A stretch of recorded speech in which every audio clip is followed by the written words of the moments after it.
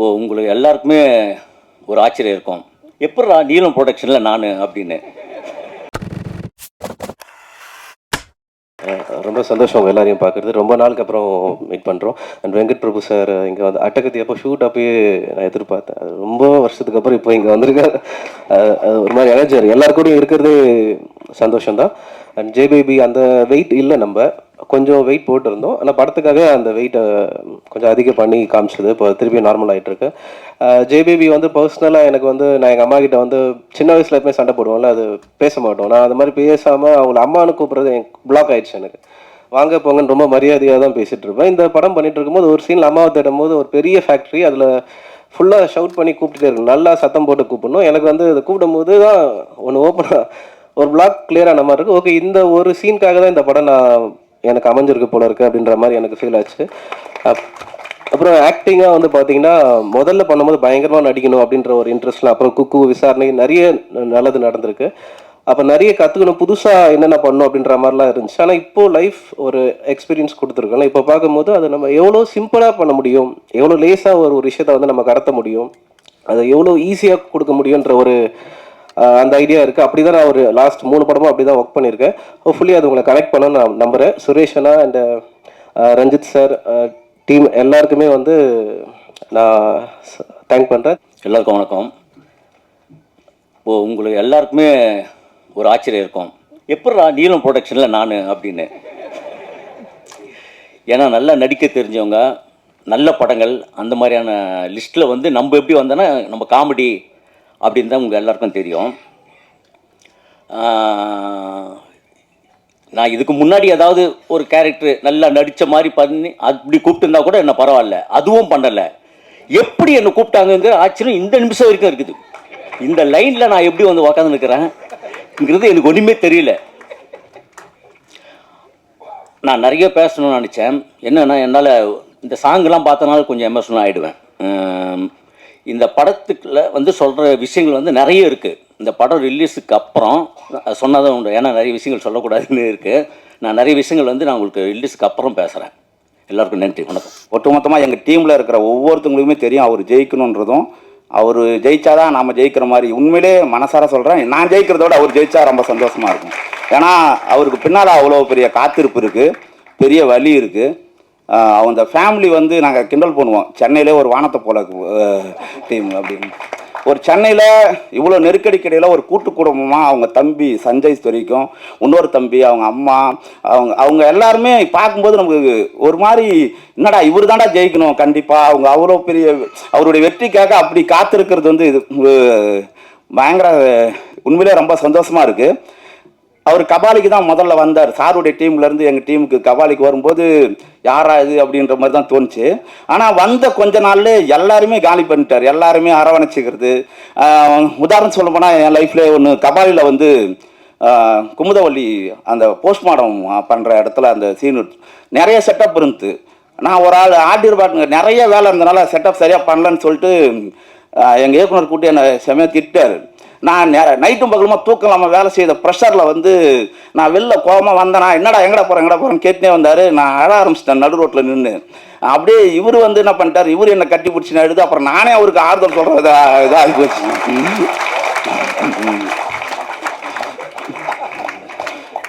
அப்புறம் வந்து சென்னையில் பயங்கரமாக வெள்ளம் போயிட்டு இருந்து கோவாவில் வந்து ஷூட்டிங், நான் மயம் கோபி மேலே வந்து கார் ஏற்றணும், அந்த ஷாட்டு இருந்துச்சு. பார்த்தா திடீர்னு இன்ட்ரோ இது பிரேக் டைமில் தலைவனை ஒரு மணி நேரத்துக்கு மேலே ஆளை காணோம். என்னடான்னு சொல்லிட்டு பார்த்தா கண்ணெல்லாம் தேங்கி அழுது தொடச்சிட்டு வந்துருந்தார்.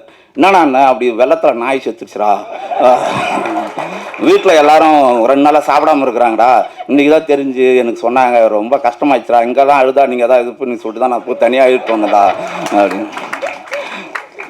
அதை மாதிரி வந்து சுரேஷ் அண்ணா அவனுடைய ஈரம் உண்மையிலே என் வாழ்க்கையில் நான் சந்தித்த ஒரு 5 நபர் ரொம்ப நெருக்கமாக. எங்கள் அப்பாக்கிட்ட எப்படி நான் வெளிப்படையாக இருப்பணும், எங்கள் அம்மாக்கிட்ட எப்படி இருக்கணும், ஒரு துளியால் கூட நம்மளை ஈகோ பார்க்காம நம்ம பேசக்கூடிய மனிதர்கள் சில பேர் தான் கிடைப்பாங்க.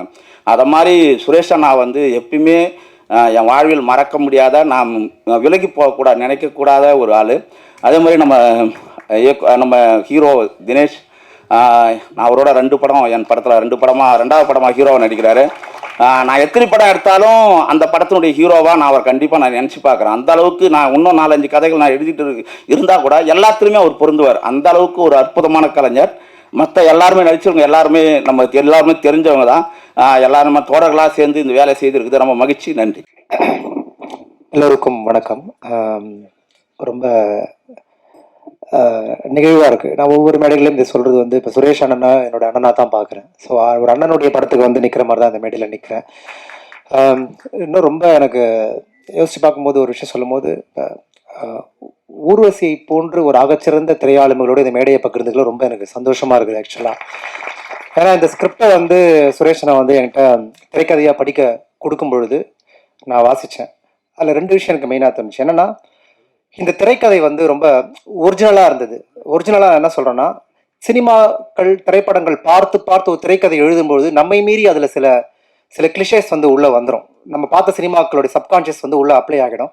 ஆனால் இந்த திரைக்கதை வந்து ஒரு மனித வாழ்வினுடைய அபத்தங்களை வந்து இவ்வளோ உணர்வுபூர்வமாக சொல்லக்கூடிய ரொம்ப ஒரிஜினலாக அவர் எழுதியிருந்தார். ஸோ அதை படித்து முடிச்சோன்னா அவர் கேட்ட ஒரே கேள்வி அவர்கிட்ட, அந்த அம்மா கேரக்டர் யார் நான் பண்ண போகிறா அப்படின்ற மாதிரி தான் நான் அவர்கிட்ட கேட்டேன் நான்.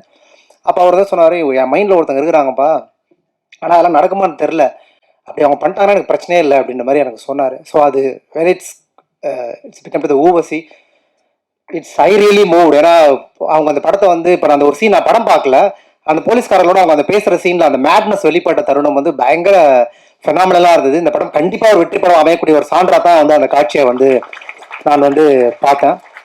ஸோ ஒரு தாய்மை என்கிற உணர்வு இந்த சமகாலத்தில் நமக்கு அதன் மீது என்ன பொருள் வச்சிருக்கிறோங்கிற ஒரு கேள்வி நம்ம எல்லாருக்குமே இருக்குது. இப்போ அம்மாக்களை இப்போ அந்த படத்தோடைய ப்ரொமோஷனில் அவங்க பயங்கரமான ஒரு டேக்லைன் போட்டிருந்தாங்க, நம்ம அம்மா கடைசி எப்போ சினிமாவுக்கு நம்ம கூட்டு போனோங்கிற கேள்வி நமக்குள்ள ஒரு குற்ற உணர்வும் திரும்பவும் நம்மளுடைய அன்பை ஒரு மீட்டுருவாக்கம் செய்து பார்க்கக்கூடிய ஒரு தருணத்தை தான் வந்து இந்த படம் வந்து உருவாக்கிருக்குன்னு எனக்கு தோணுது.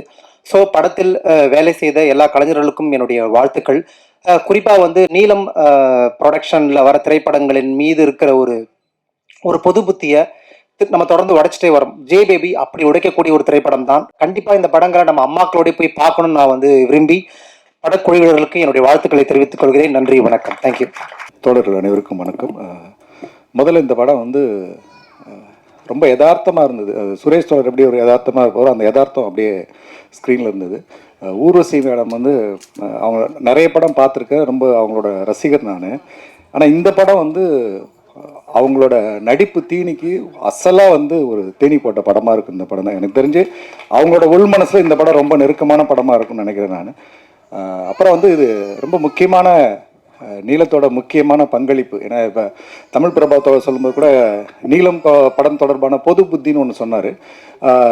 அது உண்மைதான், அப்படி ஒரு பார்வை இருக்குதுங்க. ஆனால் நீலமோட கான்ட்ரிபியூஷன் வந்து திரைத்துறையில் பார்த்திங்கன்னா இங்கே சமூக சமத்துவத்துக்கான ஒரு டயலாகையும் பங்களிப்பையும் செலுத்திக்கிட்டே இருக்கு இல்லையா, அது ரொம்ப முக்கியமான ஒர்க்கு.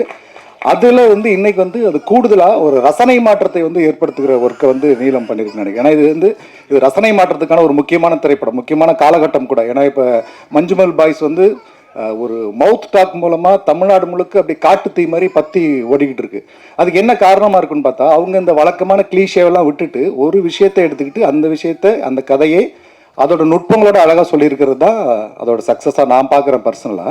இல்லாட்டி என்ன பண்ணுவோம், நம்ம அந்த மாதிரி கதைகள் நம்ம நிறைய எடுத்துட்டு அதுக்கு ஒரு காதல் காட்சி வைக்கிறது, ஒரு ஆக்ஷன் சீக்வன்ஸ் வைக்கிறது, இப்படின்ட்டு ஒரு வழக்கமான டெம்ப்ளேட்குள்ளே அந்த படத்தை வச்சுருவோம். ஆனால் மஞ்சுமல் பாய்ஸ் வந்து எடுத்துக்கிட்ட விஷயத்தை அவ்வளோ அழகாக ப்ரெசென்ட் பண்ண விதம் வந்து மக்கள்கிட்ட போயிருக்குன்னா பார்வையாளர்கள் வந்து ரசனை மாற்றத்துக்கு தயாராக இருக்கிறாங்க, ரொம்ப வெறியோட தயாராக இருக்கிறாங்கன்றது தான் இப்போ இந்த மஞ்சுமல் பாய்ஸோட அந்த பார்வையாளரோட வீச்சை நம்ம பார்க்குறோம். அதை வந்து ஜே பேபி பார்க்கும்போது இன்னும் அது வந்து ரொம்ப தரமான ஒரு பொழுதுபோக்குனா எப்படி இருக்கும் அப்படிங்கிறத வந்து ஆடியன்ஸ் ஃபீல் பண்ணுவாங்க.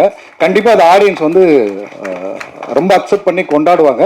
அந்த வகையில் இந்த தமிழ் சினிமாவுடைய பார்வையாளர் ரசனை மாற்றத்திற்கு ஏற்படுத்திய இந்த படம் வந்து ரொம்ப முக்கியமான படம். இந்த படத்தோட பணியாற்றிய அத்தனை கலைஞர்களுக்கும் வாழ்த்துக்கள். நன்றி.